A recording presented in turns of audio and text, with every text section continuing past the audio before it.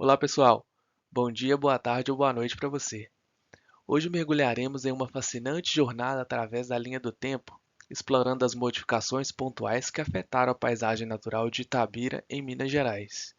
Meu nome é Vinícius Geraldo Almeida e este trabalho é resultado de uma exigência da disciplina Sistemas Interdisciplinares de Ecossistemas e Fauna, da especialização em Educação Ambiental.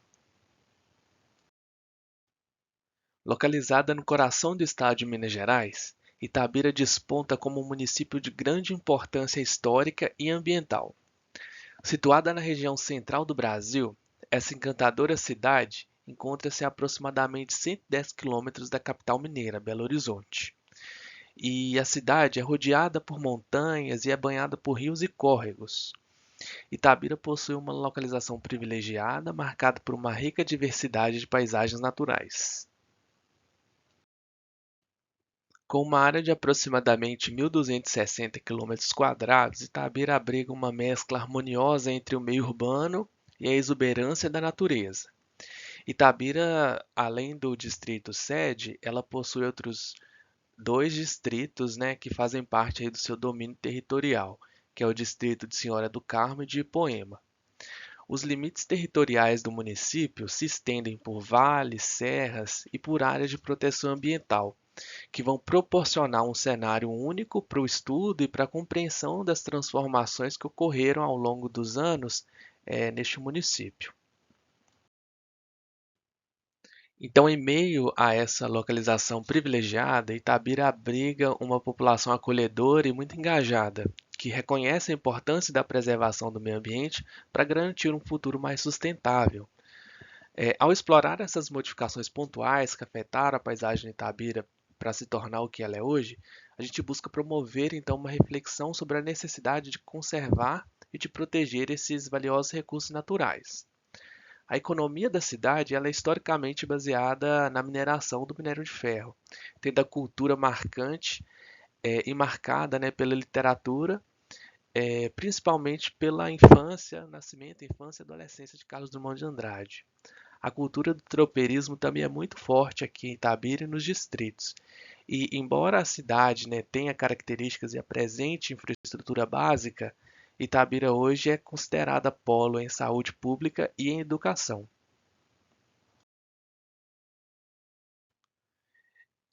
Então, começando aqui a tratar a pauta dos biomas do município, né, que é o ponto-chave aí da nossa disciplina, de acordo com Carvalho, um relato que ele escreveu em 2009, o município de Itabira ele apresenta formações vegetais dos tipos floresta estacional semidecidual, campos rupestres, cerrado e grandes áreas plantadas com eucalipto.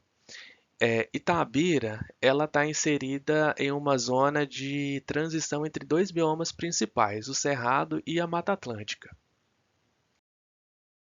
Por essas três imagens, eu coloquei algumas fotos, né, de remanescentes do Cerrado aqui em Itabira.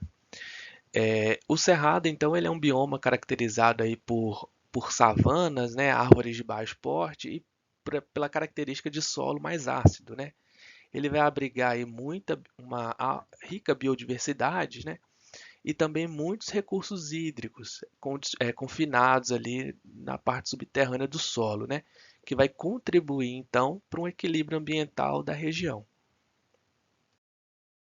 E o outro bioma, né, que é muito marcante também em Itabira é o bioma Mata Atlântica, né? Coloquei algumas imagens aqui de fotografias, né, retiradas aí nos parques municipais da cidade. São todas imagens de domínio público. Mas falando um pouquinho das características desse bioma, né? Ele é um bioma caracterizado aí por florestas tropicais densas, né? Então são árvores de grande porte, é, e que vão oferecer aí a criação de muitos microclimas regionais, muitas características particulares que favorecem o desenvolvimento da biodiversidade em cada fragmento florestal na região. Então, após ter realizado essa contextualização do que é Itabira, das características principais, a minha linha do tempo ela vai considerar três mudanças que impactaram as características do município de Itabira.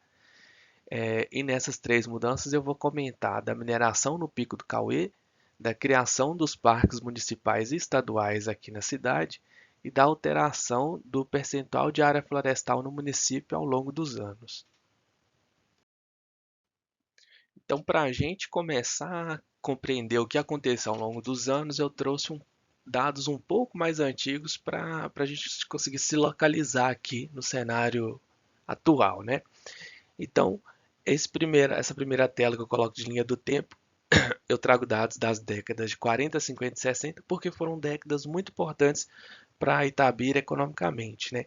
Na década de 40 a gente teve a chegada da mineradora multinacional, né, que é muito presente aqui na cidade, e ao longo dessas 3 décadas aí a gente teve, né, a consolidação da atividade mineradora, o crescimento econômico da cidade, uma migração e urbanização super expressiva, impactos ambientais imensuráveis, né? A expansão da linha ferroviária e também da infraestrutura urbana, da infraestrutura industrial, e também a gente teve avanços de tecnologia e modernização aí, provocados principalmente pela mineração. Aqui eu trago uma imagem, né, de como era Itabira aí nos anos 40. É uma imagem que eu encontrei num grupo de Facebook aqui da cidade, né? Então a gente vê ali uma característica, né, de pequenos núcleos populacionais envoltos aí de uma área densa de vegetação, né, marcada aí pela bioma Mata Atlântica, pela característica das árvores, e assim Itabira começava ali o seu desenvolvimento, né? Por essa foto aqui a gente já consegue ver o Pico do Cauê, no ano de 1945. Então, se em 1942 a mineração chegava em Itabira, em 1945 o Pico do Cauê ele já começava a ser desbravado, né? Então a gente consegue ver ali uma estrada sendo construída para que as máquinas da época pudessem chegar até as regiões mais altas, né, desse pico. Então, começando a desenhar nossa linha do tempo aqui, nas décadas de 40, 50 e 60, Itabira passou pela consolidação da mineração nos seus domínios. Na década de 70, o cenário começava a mudar. Diferente de outras cidades, né, de Minas Gerais, principalmente, que tem a mineração como a sua fonte de renda principal, em Itabira a mineração ela não aconteceu nos domínios externos da cidade. Ela aconteceu dentro do município mesmo. Então é muito comum nos dias atuais ainda a gente encontrar bairros que ficam a 5 minutos de operação de mineração, ou outros bairros que estão de costas ali com regiões de barragem, por exemplo. Então, ao longo dos anos, né, alguns bairros foram sumindo porque a mineração precisava de se expandir, né, e encontrava limitações com esses núcleos populacionais, né? Então tem um fragmento que eu encontrei aqui no site do CETEM que dizia, né, que nos anos 70 e 80 foram anos marcados pela expansão da mineração, né, e que a mineração em Itabira implicou no crescimento populacional rápido, no impacto de infraestrutura produtiva e também poluição de áreas habitadas próximas, né? E muitos dos casos de reclamações que aconteciam na época eram principalmente por problemas de saúde em decorrência, né, dos particulados que ficavam é, sobrevoando aí, né, a atmosfera da cidade. Em uma pesquisa no site do IBGE, eu encontrei a seguinte afirmação, né, que em 1973 a mina de Cauê se tornou a maior frente de extração do mundo ocidental. Então é para vocês terem uma ideia, né, do que Itabira se tornou em potência de mineração e o quanto que ela foi e o quanto que ela ainda é importante, né, nesse mercado aí para a economia do município de Minas e até mesmo do Brasil, né, quanto ela contribui. Aqui embaixo eu coloco então imagens, né, para vocês terem essa visão do que é o tal Pico do Cauê que toda hora eu estou comentando aqui, né? Então são imagens muito antigas, né, de como esse pico era, né? Com uma crítica bem avançada, né, do jeito que só ele sabia fazer, Carlos Drummond de Andrade, em 1973, escreveu um poema que se chama A Montanha Pulverizada, né? E nesse poema eu destaco os seguintes versos, né? Esta manhã acordo e não a encontro, britada em bilhões de lascas, deslizando em correia transportadora, entupindo 150 vagões. No trem monstro de 5 locomotivas, trem maior do mundo. Tomem nota. Foge minha, foge minha serra vai, deixando meu corpo a paisagem mísera de pó de ferro, e este não passa. Então, neste texto, neste poema de Drummond, ele faz uma crítica já à percepção visual que ele também tinha de que o Pico do Cauê já não tinha tanta aquela imponência, né?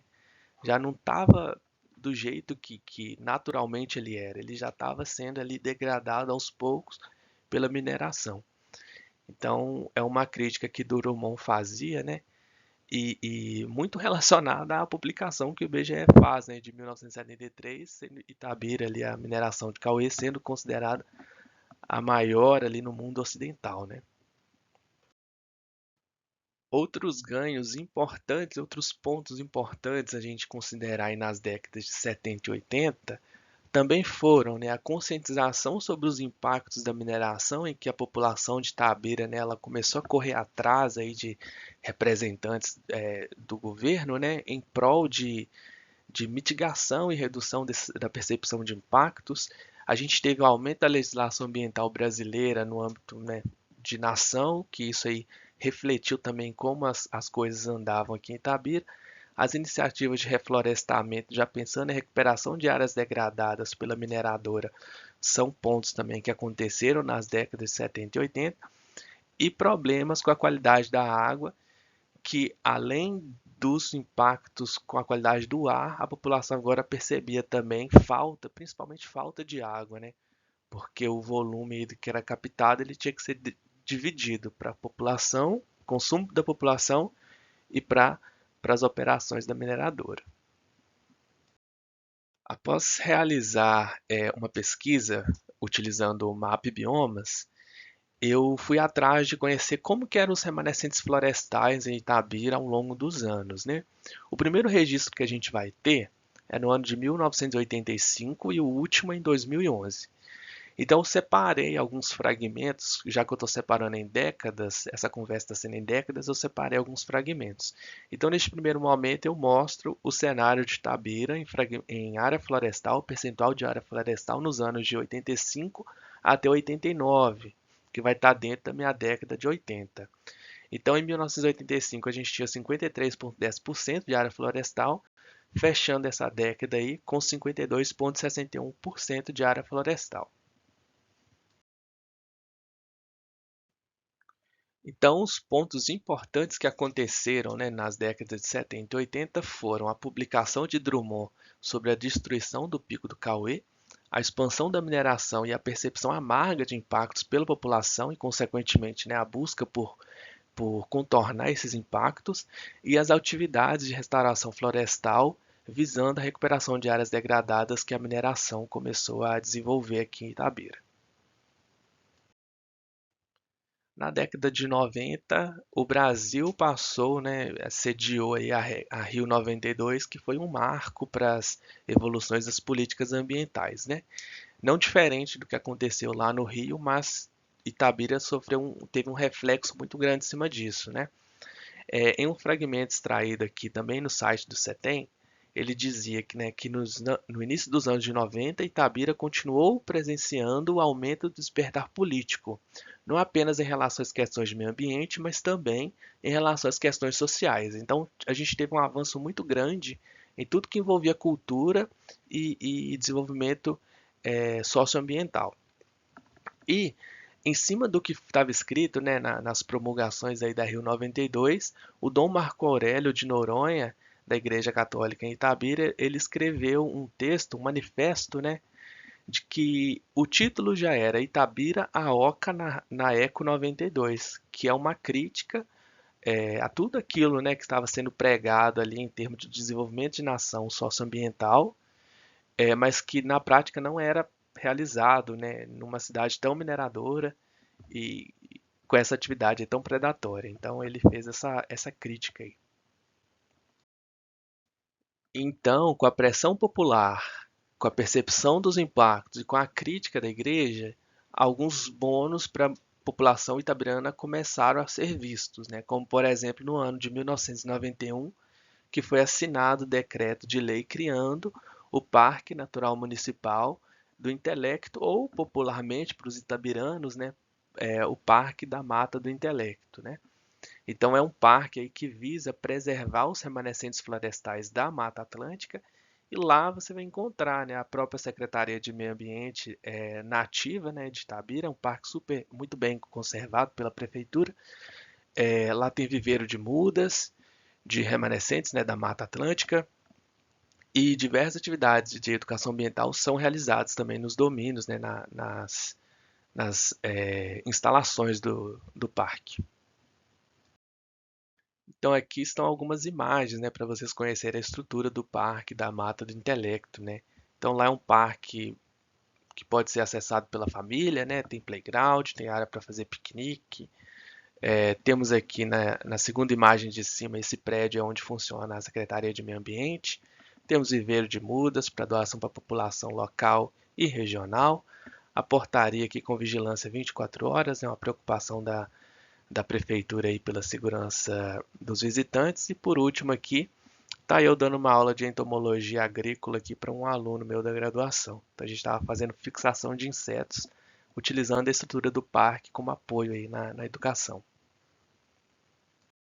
Na década de 90, não foi apenas o Parque do Intelecto que foi criado, né, em Itabira. Em 98, a gente teve a criação também do Parque Natural Municipal Ribeirão São José, que ele veio aí a partir da reativação de uma área que era utilizada por uma empresa geradora de energia hidrelétrica, né? Então essa empresa deixou de atuar aqui em Itabira e a prefeitura fez então a manutenção desse espaço, né? Em vista aí da preservação ambiental. No ano de 1999, então, a Folha de São Paulo ela publica a seguinte notícia. Eu só encontrei o fragmento online. Pico do Cauê desapareceu com o minério. Né? E aí ele faz uma crítica aqui comentando então que o pico foi cortado para a extração do minério de ferro pela mineradora, né? Que teve a concessão para explorar a área. Então esse aqui é o último registro, aliás, o primeiro registro que eu encontrei, né? Dizendo aí sobre o desaparecimento do Pico do Cauê. Realizando então mais um levantamento utilizando o Map Biomas, né?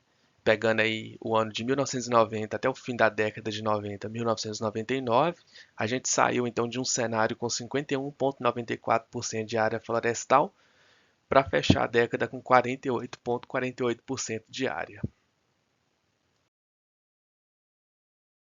Certo, então o que aconteceu de resumo na década de 90, né? Nós tivemos os avanços ambientais com a Rio 92, que refletiu diretamente, né, em como as coisas andavam e andam em Itabira.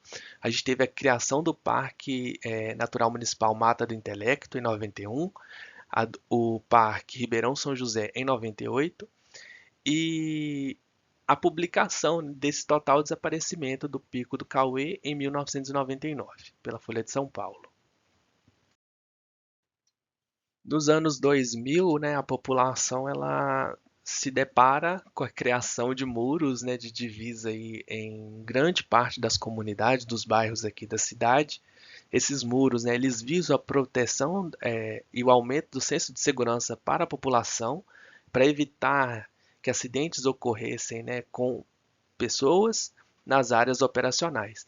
Então é muito comum quando a gente está andando pelas ruas de Itabira nós encontrarmos esses muros feitos aí de trilhos de trem para prevenir, né, para impedir com que pessoas passem da área urbana para uma área particular da empresa mineradora. E aí nos anos 2000 nós também tivemos criação de mais um parque, né? Agora o Parque Natural Municipal do Alto do Rio Tanque, lá em 2008.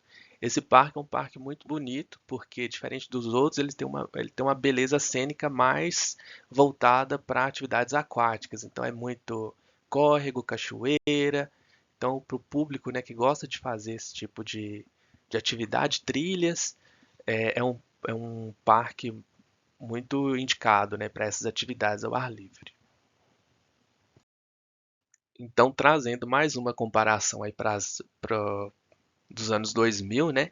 Então, no ano 2000, a gente começava ali com 47,78% de área florestal e a gente fechou essa década em 2009 com 47,08%. Então, foram 9 anos, 9, 10 anos, né? Com uma perda florestal de 0,7%. Então as principais percepções dos anos 2000, né, voltada aí para a alteração da paisagem natural, foi a criação dos trilhos, né, dos muros de trilho aí nas comunidades, que gerou, de certa forma, uma poluição visual, e a criação do Parque Alto do Rio Tanque também lá no final da década, em 2008. Chegando em 2010, não seria diferente, nós tivemos a criação de mais um parque, dessa vez um parque estadual, administrado não pela prefeitura como todos os outros que eu falei até agora, mas agora um parque administrado pelo IEF, é o Parque Estadual Mata do Limoeiro. Esse parque ele fica localizado no distrito de Poema, né, e ele tem a característica de unir e trazer e fazer muitas atividades ambientais, principalmente com comunidades rurais do entorno do parque que vivem naquele distrito. Então aqui estão algumas imagens, né, do Parque Estadual Mata do Limoeiro, mais uma vez reforçando ali a presença de portaria, né, dando ênfase a essa questão da segurança que é muito buscada aí pelo governo da cidade. Então é um parque muito bonito. Eu digo que de todos que eu passei para vocês até agora, este aqui é o meu favorito. Ele tem 7 cachoeiras, tem trilhas muito bem cuidadas, realiza atividade de educação ambiental que já foram premiadas durante muitos anos, né? Eles têm corrida, fazem muita atividade de voluntariado, tem um carnaval ecológico, então é um parque assim para ser estudado mesmo. Muitas atividades enriquecedoras. E aí fica o convite já de antemão, né, para quando vier aqui para os lados de Itabira, em Minas Gerais, não deixar de conhecer o Parque Estadual Mata do Limoeiro. Comentando mais uma vez, né, a questão das áreas florestais, então, nessa década aí de 2010, a gente nós tínhamos, né, 47,27% de área florestal em 2010 e fechamos a década em 2019 com 46,81%. Então, na década de 2010, pontos aí para se considerar foi a criação do Parque Estadual Mata do Limoeiro, né, que sem dúvida, após a criação dele, grande parte das características ambientais de Tabira elas conseguem ser mais trabalhadas e melhor preservadas. Chegando nos anos atuais, então, Itabira atinge uma população aproximada de 121 mil habitantes, né? E os últimos anos eles estão marcados pelos pontos de expansão da atividade mineradora, em que Itabira agora tenta encontrar novos rumos para sua mineração, novos produtos que podem ser beneficiados, né? A busca pela diversificação econômica também é pauta de grandes reuniões que estão acontecendo aqui, para a gente tirar um pouco dessa minerodependência, né? Ainda nos anos atuais que a cidade tem.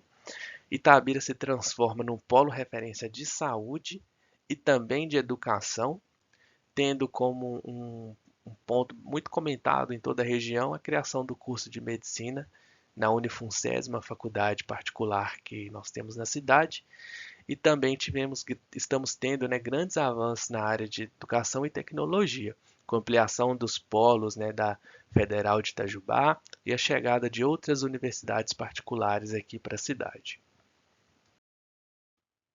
Ao longo de toda a apresentação, eu fui comentando, né, que o Pico do Cauê ele foi sumindo aos poucos, depois Drummond fez o poema, né, sobre ele estar sumindo, depois a Folha de São Paulo comunicou, né, que o desaparecimento desse pico e hoje nós vemos este pico da seguinte forma, né, como uma grande cava no horizonte.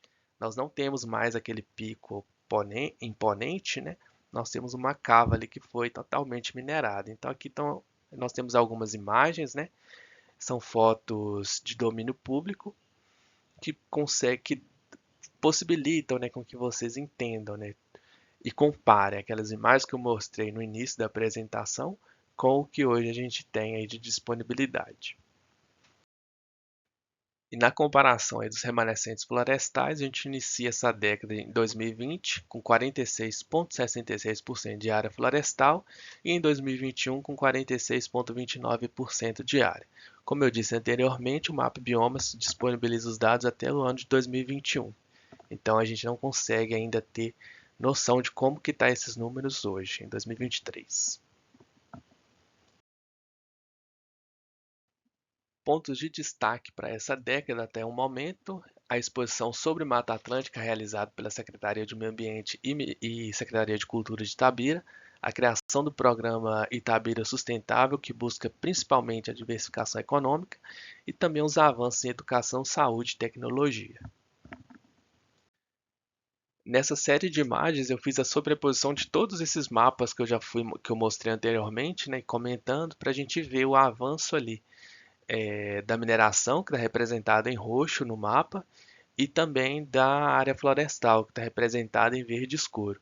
Então, em 1985, nós tínhamos 53,10% de área florestal, em 89, 52,61%, em 90, 51,94%, em 1999, 48,48%, em 2000, 47,78%, em 2009, 47,08%, em 2010, 47,27% de área florestal, em 2019, 46,81% de área florestal, em 2020, 46,66% e em 2021, 46,29% de área florestal. Então chegamos ao fim da minha linha do tempo, né? Espero que tenha sido possível passar um pouco para vocês sobre a evolução de algum desses marcos históricos de Itabira ao longo dos anos. Gostaria de ressaltar que eu não foquei apenas nos pontos negativos, né? Como foi o caso do Pico do Cauê, que ele não existe mais, mas também quis focar nos pontos positivos, como a chegada e a criação dos parques naturais, que eles favorecem a preservação e a manutenção dos nossos biomas, né?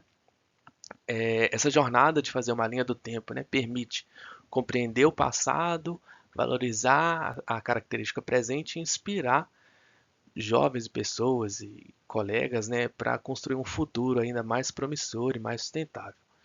Muito obrigado, até mais.